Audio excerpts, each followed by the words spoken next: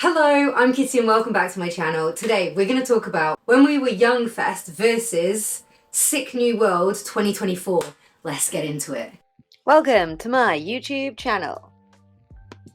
Okay, as a new metal fan, I was so stoked to see Sick New World when it launched last year. The lineup was insane with bands like Korn, some of my favourite bands played, and it was just a packed list full of new metal bands. In 2024, I don't think it is a new metal festival. I think it's a festival with a few new metal bands. So that is my first impressions of the lineup for 2024 for Sick New World. I'm very excited to see bands like Slipknot, Static X, I would absolutely love to see because I've never seen them. System of a Down, I would absolutely love to see. Alice in Chains as well. I have seen those bands before, but please let me see them again. I would be so stoked. And then the rest of the lineup is a lot more bands that I really like Loathe, for example, Bring Me the Horizon. Who else did I see? Oh, Bad Omens are on there. Some really great bands, even Trash Talker, one of my favourite hardcore bands. But it's more of a heavy festival, which is cool, and I'm into that. But I was hoping for more new metal bands. I fucking love new metal. And for me, when I saw this festival lineup last year, just packed and rammed full of new metal bands, I was ecstatic and ready to see how the first year went and then potentially go for the second year. Now I'm I don't know, I would love to go, don't get me wrong, but it's a lot of money. I live in the UK, going to America in general is a lot of money, going to LA, going to Vegas is a lot of money in travel, accommodation, and in festival tickets. So, next up we have When We Were Young Festival. Again, I am a massive emo, screamo, pop punk, etc. They're also some of my favourite genres, and I was very, very interested to see what happened last year. When We Were Young Festival has been around for 2 years already. It happened in 2022, this year in 2023, and will be happening in 2024. In 2022, I was really intrigued when they announced the lineup. Everybody was just like, what the hell is this? Is this going to be real? We had an alternative festival, I can't remember the name of it now, Alt Fest or something, that happened in London that I went to that was very controversial, but also we were going through the end of the pandemic and a lot of bands had to pull out because this was the first festival they were coming to the UK to play, and a lot of them couldn't do because of things like COVID. Yeah, it was interesting. There was a lot of is this fake? Is this real? When We Were Young came out and they announced this insane lineup which had Paramore and My Chemical Romance, etc., and it just looked mad. A load of my friends went to that festival and it was an interesting one. They did have some problems with it, and I was sat back here thinking, in the UK, safely, I did not waste my money on a cancelled day of festivals. I think it was one day that got cancelled because of the weather, which is totally fair because I myself have been to a festival in Vegas and I can see how that could happen. You're in the middle of the desert and you have to bear that in mind. So that is one thing to bear in mind when going to a festival in Vegas. I suppose that could happen. And what they did when they had to cancel a whole day of the festival was that some of the bands played mini shows, but obviously it was extremely hard to get in, and you were very lucky if you could get in. So there was a whole load of controversy about that. And then this year looked amazing. I was keen to go, but I've had a crazy year. I just didn't have the time to plan for it, basically. And I ended up going to Disneyland Paris, which was definitely a lot cheaper. Still expensive, but a lot cheaper than it would have cost me to go to Vegas for that festival. Even just including the tickets, for example, the plane would have been a lot more expensive than my plane to Paris. Anyway, I didn't go, and it did look very fun. They've now got is it called the Pop Punk Museum or the Punk Museum out there that looks so sick, and I would really, really like to go and visit. And the lineup, let's get back to the lineup. So 2024 When We Were Young lineup is insane. They have every millennial emo band and screamo band playing some of their most iconic albums in full. I personally am so excited about Under Oath playing They're Only Chasing Safety in full. It's one of my favourite all-time screamo albums. I can scream every lyric to this day, and it just means a lot to me. They also got All American Rejects playing their All American Rejects album in full, which again is one of those albums. It's the MySpace era. It's just so many memories for me. Mixture of happy and sad because I was a sad, depressed teenager, but also very happy just because they are, fond memories of growing up, and those songs just mean so much to me.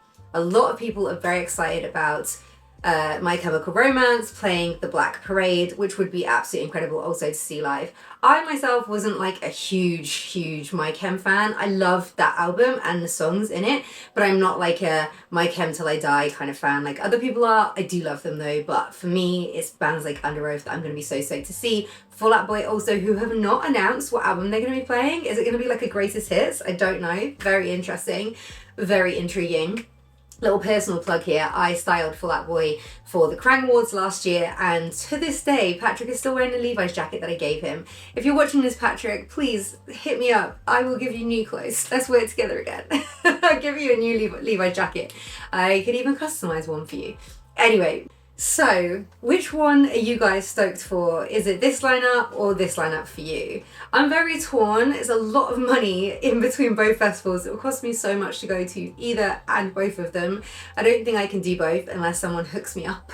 Could happen. I do work in the music industry, but it's still a lot of money to travel out there and pay for my accommodation, and I don't know. I would very much like to go to both festivals. Like Static X, Slipknot, but I've seen Slipknot so many times, I don't know. And also, what's going on with Slipknot right now? Everything is so weird. Like, what's happening? Why did Jay get kicked out of the band?